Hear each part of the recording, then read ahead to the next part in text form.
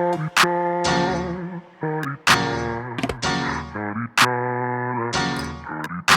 out the way. Who got a watch? Who got the time? I'm raising the clock. Even in my feelings, grind don't stop. Got big dreams, want bigger rocks. I got plans, you got talk. Heard it's real cheap, but it's really gon' cost. I'm tryna get these ends, building empires with my friends. I'm about handling my business.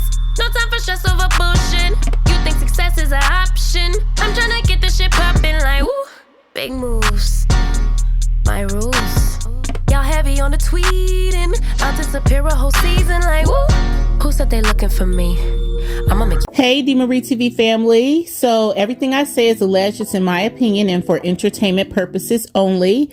So with Love and Marriage Huntsville coming to an end for their season 6, I decided to review a show that I've been watching forever, which is Ready to Love. And we're on season 9. Episode 1 is Hot and Bothered. Now, a little history on those of you who are not familiar with Ready for Love. Ready for Love is a show where they place adults together, usually between the 30 to 50 age group primarily. And they're trying to connect them with love interests so that they can build a relationship. There's been some couples who've come out of Ready for Love, but primarily a lot of times it's people who kind of lately who've been on here just for clout, and trying to, make a name for themselves, get their views up. It turns out not to really be for love. And a lot of times on Ready for Love, I feel like the women aren't treated with the level of respect and they're not handled with the care that I would like to see. So hopefully some of the changes that they're making for season 9, it'll help with that situation because you'll be able to vet some people out a little bit more.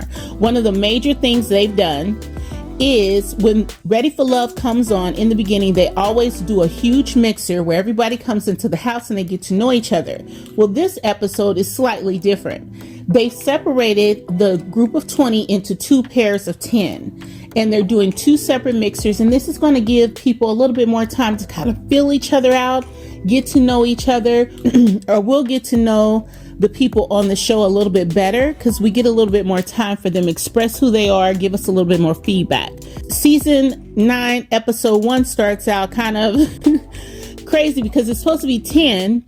And there's a teacher by the name of Glenn. He comes to the mixer and he kind of sits outside in the car with his driver, and he's having kind of like an anxiety attack or a panic attack or something, and he just decides he's not going to go in and drives away. I think it's safe to say he's not ready for love. So now they're down to 9. And let's go through the 9 people who are going to be on the show, and then we'll hop into it. Now, many of us will remember Ready for Love and one of the couples from Ready for Love because when Melody got her doctorate degree, Simone Redwine, who was on Ready for Love and engaged to a cast member, she threw some shade at Mel when she got her doctoral degree, her honorary degree. And so that was the way a lot of people who did not know the show were introduced to the show. And Melody came out and checked her because essentially she was probably throwing shade because her man was trying to hop in Mel's DMs, and she probably was aware of that. But that was one of the couples who were engaged. The guy who she was engaged to from Ready to Love, he turned out to be shady, a liar, bad business practices, doing some fraudulent stuff. And he also knew Marceau. And so it's a little history between Love and Marriage Huntsville and the Ready for Love cast. And I remember that Melody did have to check Simone this year because she tried to come for her when she got her honorary degree. So that's my point. Some of the relationships that come from this show, they're solid and they last, pretty long. I can't think of anybody who's been married and it's been long standing, but I do know there have been people who have found love in their relationships, lasted for some time after the show. But so far, we'll see what's going on with this group. Let's get into these cast members and see kind of who these people are. Host. This year, the comedian and host of Ready to Love, Tommy Miles, is taking it to Fort Worth, Texas. And so this is where they're finding the individuals who are going to be on the show. And this is where they're hoping to pair some people up to find love. The good thing about this show is it'll hop from city to city. And then it gives people in those cities an opportunity to get on the show to find other individuals in their city who are ready for love. So it's a really good concept. The thing of it is are we getting genuine people on the show? Now, listen, I just have to say, I've spent 10 years living in Texas and I don't know why nobody would need. I'm just saying a reality show to help them find love in Texas. Texas is a state that is full of wonderful people, beautiful people, gentlemen. I don't know, but we'll see. But Texas is popping, and I just don't see why anybody would be having a relationship issue in Texas unless there's some problems they got going on with themselves. Like, Texas is a very easy place to meet people. I've lived in a few different cities, and Texas to me has some of the most genuine people. It's tons of stuff to do in the Dallas-Fort Worth Metroplex. It's an awesome city, growing. Like, I love it. So we'll see what's going on and what the struggle is with these individuals. But if you're in Texas and you're, active in things that you're interested in and you're out and about, listen, I don't know why you would need to have a relationship show to find love in Texas. It's nuts. So April's 41. She's a pharmaceutical director, and she says she's looking for tall, dark, and handsome. Now, I know that that's something that people like to say, but when you're talking about meeting a mate, it probably should be about more than their physical appearance. You see where I'm going with this? Now, what I love about April is her sense of humor. She has a really cool personality, and she's funny. And that's, when you're out and you're dating, being able to laugh with someone is one of the most important things to me. And I love her personality and I love her sense of humor. So the next cast member to get to the house is LaRon. He's a 31-year-old systems operations manager, and he's a party boy. A lot of men who went to college and are transitioning from their 20s to their 30s, his behavior at his age right now is kind of typical. Like, he is somebody who parties from Wednesday to Sunday. He's turn up is what he calls it. And he's saying, listen, I want to settle down, but I don't know how. And I don't know what else to do besides go out and party. And that's a very legitimate concern for people who don't have any other examples about courting and dating other than going to clubs and going out on dates and partying. Like, it's a lot of people who have done that, and when you're in that transitional period from the 20s to 30s, I think women mature faster, of course, but for a lot of men, his behavior and his conduct is typical at the age of 31. He's trying to transition and move on to his middle age phase, which is going to be different than his younger years, but that's where he is in this moment. I appreciate that he came in a suit, dressed very nice, well-groomed, saying that he's ready to settle down, get a family, but he just does not know where to look. So this is a great space for him to try to meet someone. The next person in the mixer her name is Mika. She's an esthetician. She's 36 years old. Her skin is beautiful. Her body is sick. Okay. Mika is drop dead gorgeous. She has 2 children and she's ready to settle down and meet somebody. Now, the next person in the house is DaMonte. He is a fashion stylist and photographer.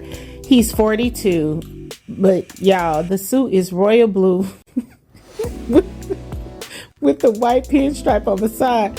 I can't. The suit is just, no. But I don't know. People who are in the fashion world, they have, they have their own style and their taste is a little bit different. But for me, it's a no with the suit. It's a no with the shoes. He has on these colorful sneakers. If it's one thing I cannot stand, it's men who wear colorful, like bright colored sneakers. I can't. Not at 42. No, absolutely not. When he came in, Mika said he looked like the Nutcracker. The nutcracker that's in the blue outfit. That's what she said he looked like when he came in. I'm telling you, it's a mess. Y'all gotta look at this. It's a mess. All right, the next cast member is gonna be the youngest thus far. His name is Will. He is 31 years old and he's a real estate developer. He comes in, he has on, you know, a bright multicolored sweater and some slacks. I just feel like if you're going to something like this, you need to be clean, okay? You need to be head to toe. I mean, the suit needs to be fitted. I don't understand how people just come in like a sweater, jeans, and sneakers. This is a big deal. Like, if you're ready to meet somebody, wouldn't you want to put your best foot forward? Like, as far as your appearance? It's just interesting how some of the men just, you can tell that they're used to just kind of getting attention and people kind of dating them no matter what they look like. And this is not this situation. This is about you saying, I'm ready to meet someone that you are interested in possibly becoming in or getting into a relationship with them and maybe even marrying. Like, put your best foot forward. Put on a suit. Now, William is the next man and he's 37. He's a comedian and he comes in a pink salmon colored shirt, gray slacks that are too tight with a brown belt and some sneakers. Y'all see what I'm saying? This is a problem. You need to come and put forth effort. People need to see effort. And to me, William is not putting forth any effort. He just kind of showed up like, hey, what's going on? He's also a part of the National Guard, which is honorable, you know. We always like to see those who are giving back to their country and their community. And we always appreciate the National Guard and all military for their service. So that's honorable, you know. I still feel like it speaks to me when people don't put forth the effort to make a good impression with your outward appearance. Now, Alexis is she's a 32-year-old operations director, and she's cute. She's a gorgeous girl, curly hair, very fun and light. She almost seems like a boy's girl, you know, like she can get along with all the men in a friendly manner. I would like to see what that looks like when it transitions from her just being given like the homegirl feel to like her being interested in somebody in a romantic way, because she can get along with all of these men and hold her own. Like, it just seems like to me she's very comfortable around men and they're comfortable around her, which is a good thing. I just want to see how that translates when she's romantically interested in someone. Alexa says she doesn't have a preference as long as the man can tickle her pickle. I don't know what that means, but she does not have a set preference. She's just kind of waiting to see what works. Next up is Dominique. He is a 35-year-old accountant / art curator. He has no children. He wants kids, and so he's here to meet the missus and get ready to have babies. Dominique is a man's man. He came dressed very well, very nice. He's well traveled. He says he notices that when he travels to other countries that people have large families, and he wants a large family. His grandfather had 20 plus children himself. So Dominique is really serious about settling down, meeting someone, because he is ready to start a family. So Dominique is sitting down with April, the pharmaceutical director, and he's telling her that he wants 10 kids. And April is saying that the Lord told her only 2 can come through her. It's a very funny scene, but like 10 kids is a lot. I think men just throw these numbers out, but they don't realize that women have to stretch for 9 months to get 1 out, and you want her to do that 10 times and she's 41? Come on now. This is crazy. So then Tommy shows up on scene. He is funky, fresh, dressed to impress, honey, in his brown suit, clean head to toe, as a real man should be in this type of situation. So Tommy comes in, he's explaining to them that Glenn is missing and that they're going to have 2 different mixers. And so for the rest of the night, it's just them. And by the end of the night, they're going to nominate one of the men and they're going to have to go. Okay. So as we're watching, they're starting to get into their mixers, and April, the one that I said seems to like she gets along with all kind of men, she referees basketball. So she's around men all the time. That's why she's so comfortable. And it's another situation where Dominique is sitting down with the final cast member for this mixer is Koshiea, and she's 35. She has 2 children, a professional woman, very beautiful. And he's speaking to her too about, is she open to having children? Dominique is here with real intent. This man is like asking do you want to have kids? Do you not want kids? Do you not want to be married? That is a man who is dating with intention. He's right to the point. So my spidey senses says, unless he got some shady stuff going on, he'll be one that lasts pretty much to the end, because he came for real with a purpose. So after mingling amongst each other for, some time, they decide to go into elimination. What's going to determine the elimination is a game that they're playing. They're going to quiz the men on things about the women to see who was really diving in and paying attention.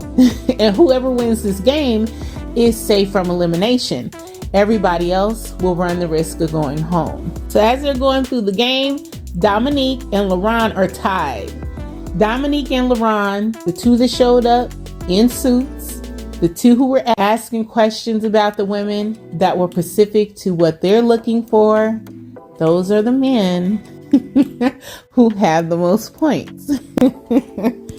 The finalists come down to Dominique and LaRon. They're tied with 6 correct answers apiece. And then there is the tiebreaker. So Dominique ends up winning the tiebreaker. He gets 7 questions answered correctly, and LaRon had 6. So Dominique is safe from elimination. Based on the amount of answers that some of these men got correct, they was not paying no attention. The fashion stylist paid no attention to the women at all. Go back to mingling, and one thing that is funny to me, because it's almost like a reversal of the times. Back when we were growing up, I remember that men didn't like women who had a lot of kids, and now on this show it's the women who don't have kids, and the men are like, well, what would you say about a man who has 3 kids? William has 3 kids, about 2 baby mamas, and he's talking to Alexis, and she's like, to be honest, that's a lot. It's probably not going to work for me. Like, that is a complete reversal of the times. It's hilarious to watch, but I understand why, that is a lot to just be involved with somebody who you have no kids, and he has 2 baby mamas and 3 kids. That's a lot for anybody to take on. That's a lot. I don't think I could have did it, for real. I could not have done that. That's a lot of people and personalities and issues to deal with. You kind of wonder why you didn't work it out with one of your baby's mothers. You know what I mean? So it's interesting. So Tommy pulls the women aside, and he's getting feedback from their conversations in the mixers. And different women, of course, had opinions that differed based on the men. But Dominique, primarily, most of the women were impressed with his attentiveness to what they were saying, their conversation, wanting to find out who they were. DaMonte, who is the fashion designer / stylist, he's a stylish / photographer. Most of them say he just talked about himself all the time, and he really doesn't have the type of stability that they're looking for. Koshiea mentioned that he was saying that he's a king and he wants to find his queen, but he's out there moving like a gesture. He doesn't have great credit. He's not established, and he is not, financially prepared to be a husband. So he's not standing very well. LaRon's doing really good for Koshiea, but other people don't feel LaRon. They feel like he's a party boy, and that does not bother me based on his age. To me, that's just, it's natural for him to be in this transitional period at that time. But for some who are, and I will say some of the older women, they feel like, he's a party boy. They're not really sure about him. Will, they feel is too touchy-feely, too aggressive, grabbing your phone, putting his number in your phone. But that's age difference. Again, Will is 31 years old, and some of the women are 41, 40, So it's age difference. That's almost a 10-year gap, and he's just used to being in clubs, grabbing phones, exchanging, Instagram handles and stuff like that, which is something that's foreign to women in their 40s. Like, don't touch my phone. What the hell? So I think that, again, is an age difference. And William, the comedian, he's been married twice. He has 3 kids, 2 babies' mothers. He just has a lot going on. And he's not that stable as well. So the women are primarily distrustful of DaMonte and William, to be perfectly honest. Will is a lot to handle. He's a little bit immature, but what I will say about Will is this. Will is a real estate developer CEO. He is pretty financially stable.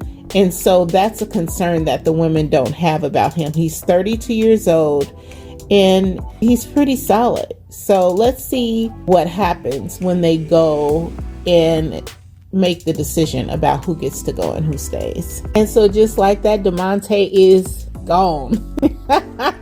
Like, you kind of knew it was going to be DaMonte because he's very self-centered. And I think he probably does that out of a place of insecurity.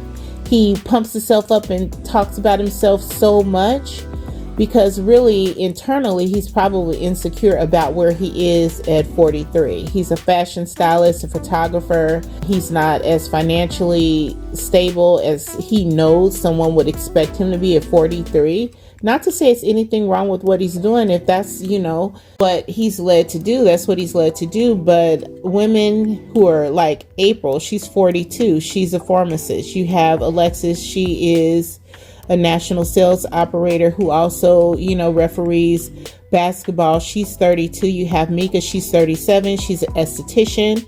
You also have Koshiea. She's a machine learning program manager and a realtor. So these are women who are professionals. They have their careers. They put in some time and some work to hone their crafts, and they're professionals. And so it's going to be really hard for a fashion stylist / photographer to move in this particular circle. So with that said, we have the other, 8 people who are going to meet the other 10 after the next mixer, and we'll see how it goes. I think this is a good start to Ready for Love.